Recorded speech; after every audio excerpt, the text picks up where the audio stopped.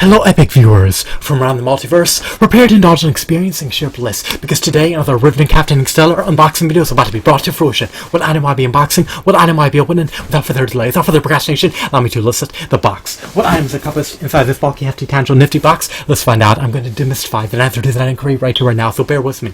It will only take me billions of picoseconds to extract the item from the box, and subsequently flaunt it in front of the camera for you to feast your glorious eyes on. Here we go. The unboxing process is about to commence. The unboxing process is officially underway. What item have I drawn forth? What item have I prompted? What item have I elicited? Let's find out. The item is presently obscured by an envelope. The envelope is about to be severed. It's about to be dismantled. It's about to be shredded. It's about to be decimated. It's about to be ravaged. Allow me to perform the honors.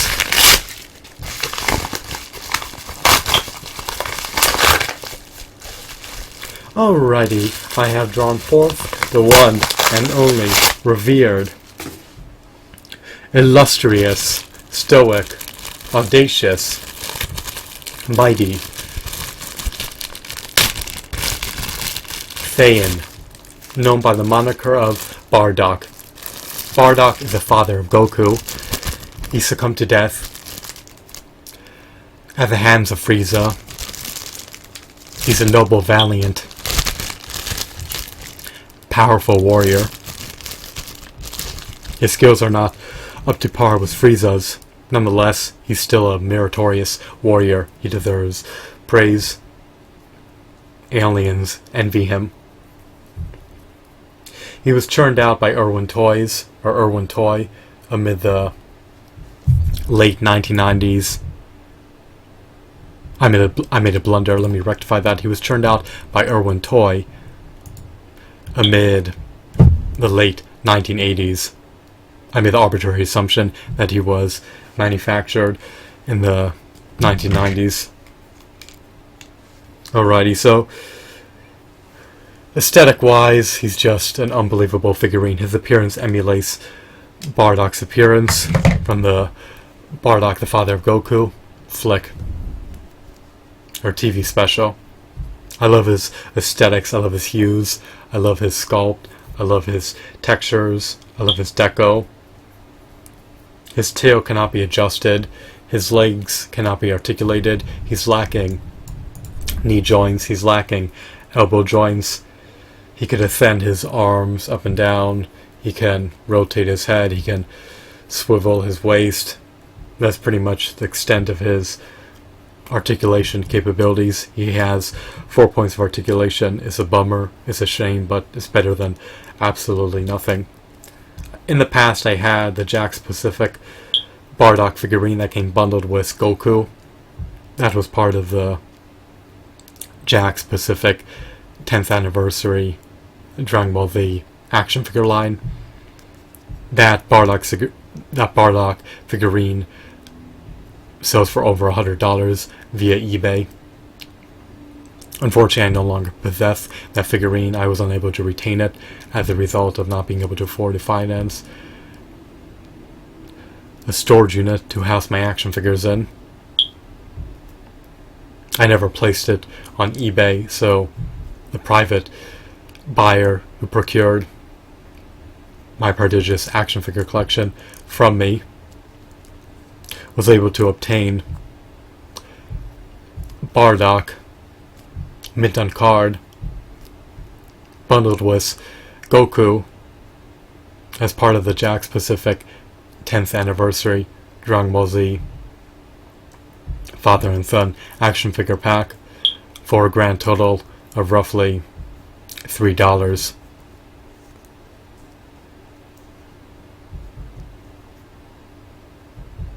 So he bought the box set for under 3% of its market value.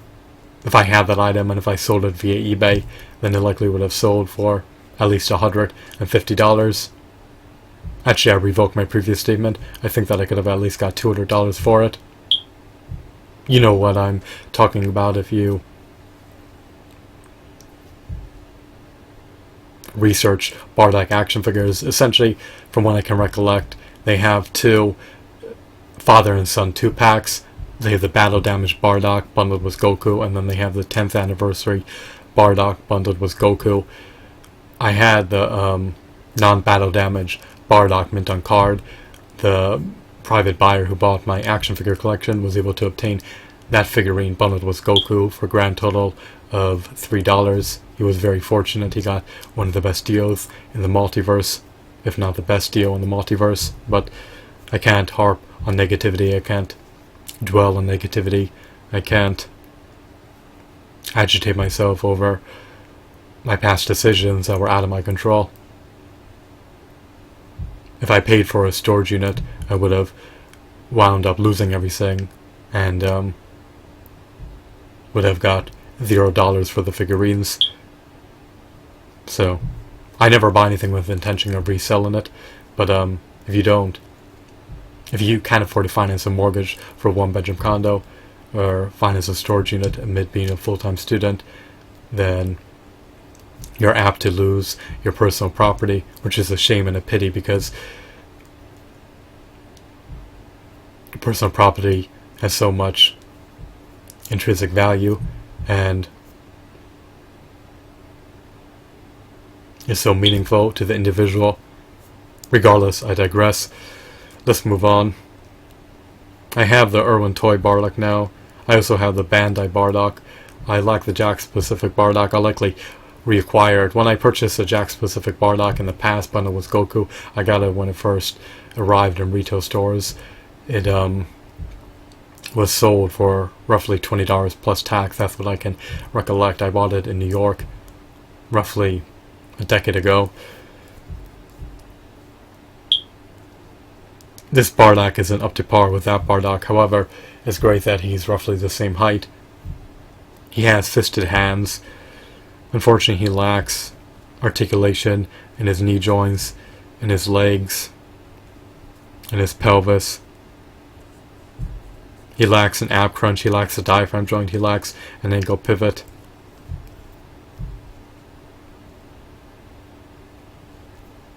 He can't rotate his forearms nor his biceps, nor can he ascend or descend his head. He's more of a display piece. He's not really meant to be tampered with. You shouldn't fiddle with his joints. You don't want to compromise the integrity of this figurine. So he's not marred with scratches nor scuffs. He's not impaired by dings or dents. All the limbs are intact. He's relatively sturdy. He's a meritorious figurine if you can stumble upon him for under $13. Now, I recommend seeing this figurine in the retail store before I started collecting action figures. I forgot buying him at the time. The irony is, you wind up buying items that you could have got cheaper.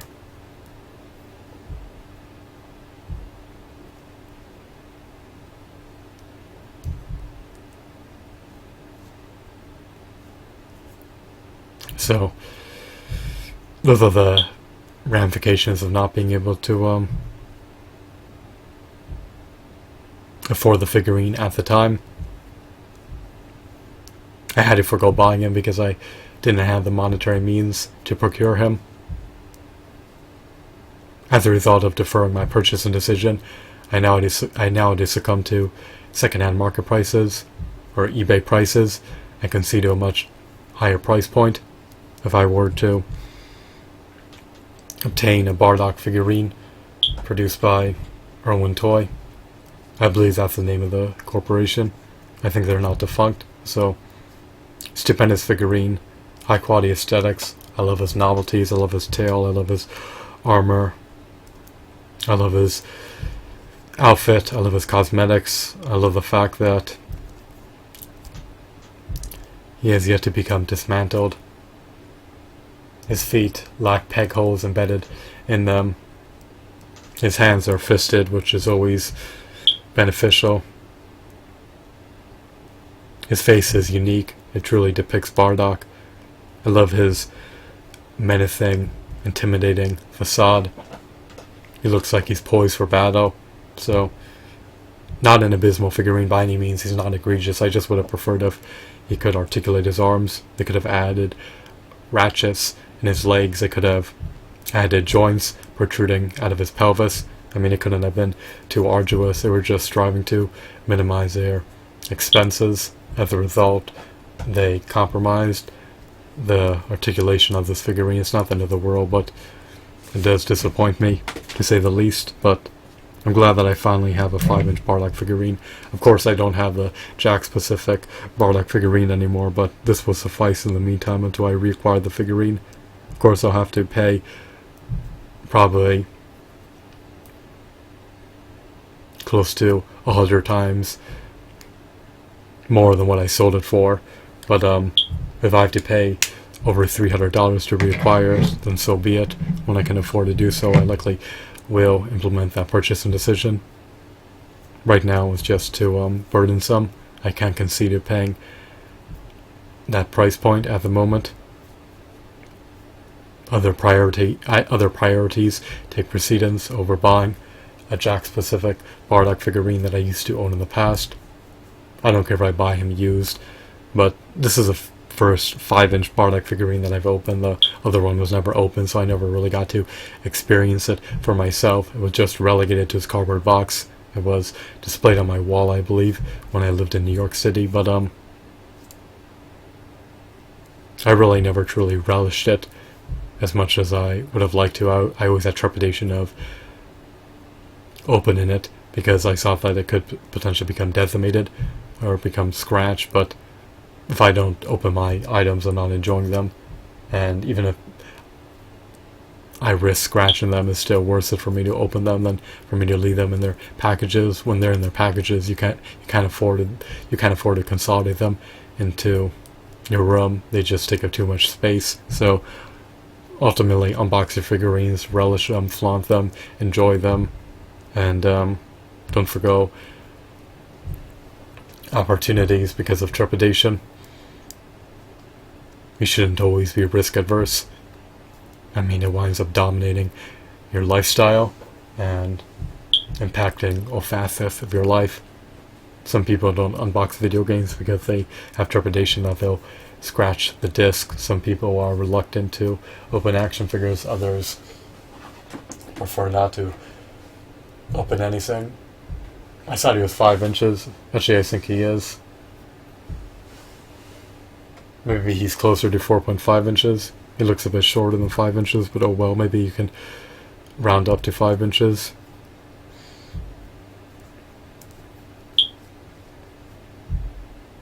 He's likely dwarfed by most figurines, but who knows? I've yet to compare and contrast his height to most figurines. So he'll be added to my prodigious second action figure collection. The first one was relinquished. The first one had a plethora of figurines mint on card that were worth $30 to roughly $100 each, if not more, especially the Marvel Legends figurines that can be assembled. If you buy all the figurines within a particular Toy Biz Marvel Legends wave, those figurines have been relinquished. They were sold for $2 to $3 each, despite their second-hand market values being over $30 each. The seller got an unprecedented, unbelievable deal, but those are the repercussions appertaining not being able to afford a storage unit to house your action figures in. You wind up losing everything. I believe that the prospective buyer I believe that the buyer, shouldn't say prospective because he is a buyer, he's no longer the prospective buyer because he purchased them, but I believe that the buyer had them relegated in his storage unit, so maybe he has paid more to store the figurines than what they're worth over the course of years. Who knows at this point? I mean, if he's laying out thousands of dollars for a storage unit and the collection was worth $10,000, he may incur net loss on the collection. We can't afford to house them. So by opening my figurines, I can now afford to house them, and I can retain them. At the time, I didn't know that if I opened my figurines, I would be able to retain them. My parent never explicitly stated that I could retain my figurines if I opened them all. Had I known that, I would have opened them. Had I known that, I would have been able to salvage my action figure collection. and not have had to relinquish them. But if you're going to sell anything, place it on eBay, place it on the second-hand market. If you don't place it on a global market, then expect to get pennies for your items. If you place them on the second-hand market, that prompts prospective buyers to counterbid one another, and it arouses interest of prospective buyers. If you sell it to a private buyer, then you're lucky if you get pennies for your personal property. So it is what it is. I need to stop holding in on the past. It's over. It's done. It will never transpire again. At least I'll do everything in my power to ensure that I can retain the action figures that I currently buy. They're never going to be relegated in their packages. That's why I have created this unboxing channel. This channel was created specifically for the purpose of showcasing my unboxing endeavors and flaunting action figures in front of the camera that I would have otherwise kept in the box years ago. But now I had a change of heart and a change of mentality. It doesn't do any good to leave them imprisoned in their boxes. Liberate them, allow them to be autonomous, allow them to be flaunted on the show. So I'm done ranting and raving and blustering about the adversities appertaining to not opening action figures. If you don't open them, then they take up too much space. If you don't open them, they're costly to store, and if you don't open them, you may wind up losing them. So those are some of the ramifications. Once again, perhaps I spoke too soon. I guess I'm officially done now. Speaking words from my vocal folds, I just wanted to do a recap earlier. So I hope that you deem this video to be enthralling and insightful. Once again, here's a Bardock figure. He's practically unscathed. He's practically in mint condition. He's practically in pristine condition. He has depreciated eminently well. Consider buying him if you're an avid devout DBZ fan. If you detest and disdain the Dragon Ball Z franchise and forgo buying him, it's up to you. Implement decisions based on your own volition. Do not allow other people to persuade you or dissuade you to do anything. Be your own advocate. Be your own autonomous, sovereign individual. Be independent-minded. Have a wonderful, marvelous day. Goodbye.